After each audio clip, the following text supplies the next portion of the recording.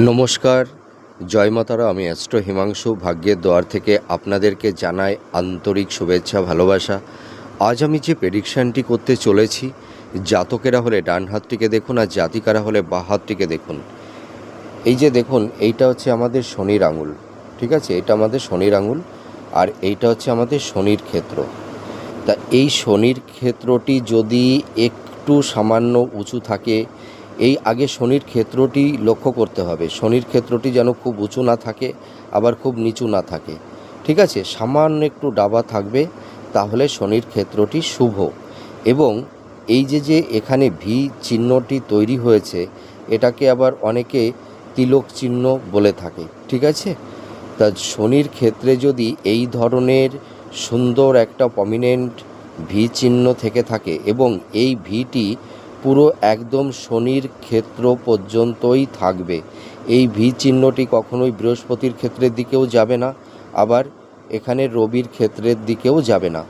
এই ভি চিহ্নটি একদম পুরো এই শনির ক্ষেত্রর, এই শনির যে ক্ষেত্রটি, এই শনির ক্ষেত্রটির মধ্যেই সীমাবদ্ধ থাকবে, ঠিক আছে?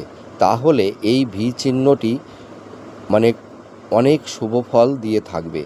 আর আপনারা আর একটা জিনিস লক্ষ্য করবেন, এই ভি চিহ্নটিতে যেন কোনো ছোট রেখা দ্বারা বা আড়ি রেখা দ্বারা এই ভি চিহ্নটি যেন কাটা না থাকে। যদি এই ভি চিহ্নটি কোনো ছোট শাখা রেখা দ্বারা কাটা থাকে, হ্যাঁ, তাহলে এই ভি চিহ্নের শুভত্বটা কিন্তু পাওয়া যাবে না।